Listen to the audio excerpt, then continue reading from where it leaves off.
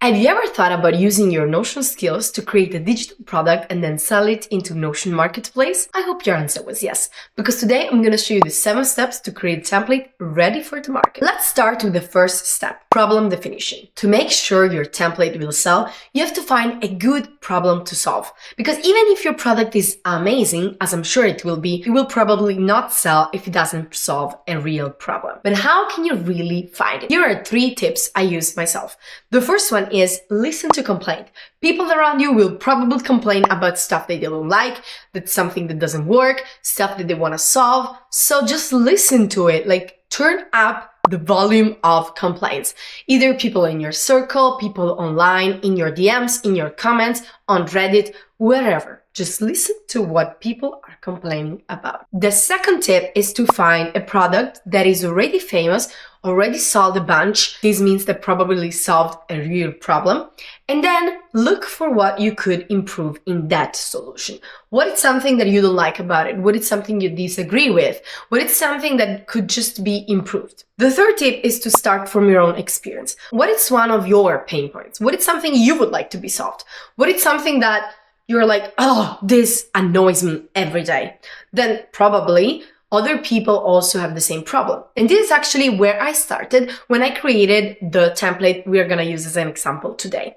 In fact, I am a sucker for productivity. I love to journal, I love to track, but at the end of every month I will be like, ugh, what did I do this month? I don't remember anything. That's where something clicked in my brain, because even if I was tracking stuff, I wasn't seeing the big picture and romanticizing what I was doing. And this is why when I had a conversation with Anna May, you can look in the description, she's an amazing creator, we were talking about collaborating on a digital product. And then we started talking about romanticizing our own life, and we had the same problem. So this is where we started thinking about creating a side quest tracker. And this is what we actually created in the end. This might serve you as an example because yes, it was my problem, but then it resonated with another person too. And this is where the second step comes into place. Problem validation. If you use listen to complaint tips, then probably your problem is already validated, especially if it's something that a lot of people complain about. So you can just skip to step 3. But if you started from your own experience, or if you started from an existing solution,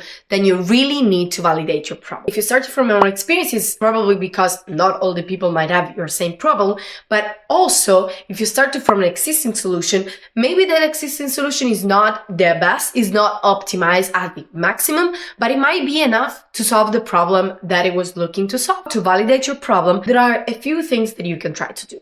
First, you can start with your own circle. Find people that you think could benefit from your solution and ask them, how is that solution for you? Do you think it's valid? Do you think you would use it? Another way could be you talking about the problem online, posting on stories, a carousel, a reel, and talk about your own experience. If people resonate with your same problem, they will probably let you know.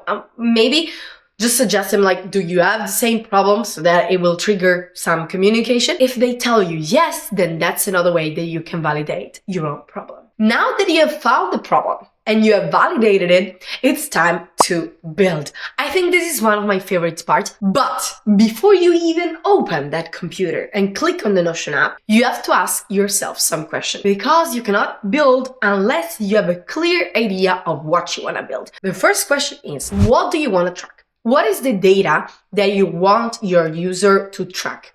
And in my case was side quests, habits, and then we thought about inspiration, because when you find something that you want to do but then you don't track it, you probably never do it. After you decide the data you want to track, you have to ask yourself, what are the properties in that database? For example, what are the specifics that I want to know about my side quests on top of just the title? And this is where we thought about adding a date property, type property, a relation property that connected with the habits. After you decided the data you want to track, after you decided the properties you want to have in your databases, then you have to decide how these databases are interconnected. This is very important because it's basically the whole backend of your digital product. The way that I normally do it is that I create a mind map on the databases I want and I connect them together, and then I start from that as a starting point. And I suggest you do the same, of connecting a database to another, not only with relation properties, but also where do you think it makes sense to view this data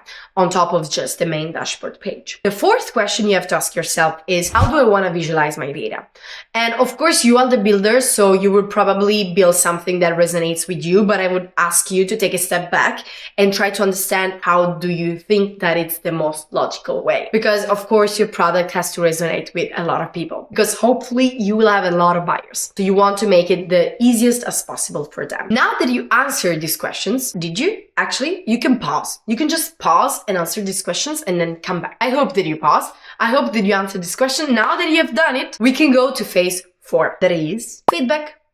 Yeah, I know you build it and you think it will work, but maybe it doesn't. Maybe it doesn't. It's okay. Maybe your formula just glitched. You think it worked and then you use it in a couple of days and it doesn't work. So this is why phase 4 is very important, is feedback and testing. So you're gonna test it yourself and then you're gonna make other people test it. I would suggest you to make your ideal persona test it, or someone that knows just a little bit of Notion and is not so familiar with it. Ask whatever question comes into your mind to understand if your product was well perceived or not. After you have your feedback, after you have tested it yourself, then we go into phase 5, that is editing, filter through the feedback that really makes sense for you and resonates with your product. Now that you have this filter feedback, you can incorporate it in your product. It could be just backend or front end. And this is also the step when you make your product shine.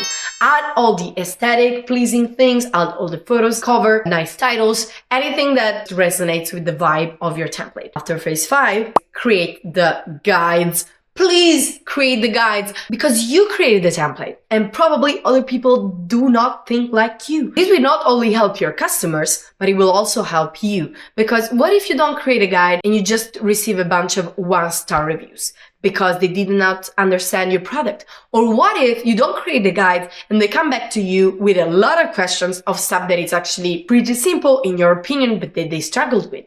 And you have to answer back and forth to all these questions. So create the guides for the users, but also for you. How can you create a guide? I would suggest you to create a guide using a screen recording tool. I use Tella, for example. Tella also allows you to have timestamps, the script, and they can leave comments, they can leave emoji. It also allows you to see how many people visualize your guide. So I would suggest you use Tella, but then I would also suggest you to back up this guide with some screenshots and text. If you want to try Tella, you have the link in the description. This video is not sponsored, but I use Tella a lot, so I just recommend it to you. Now that you have created your guides, we are in phase 7. Last phase is just put it out.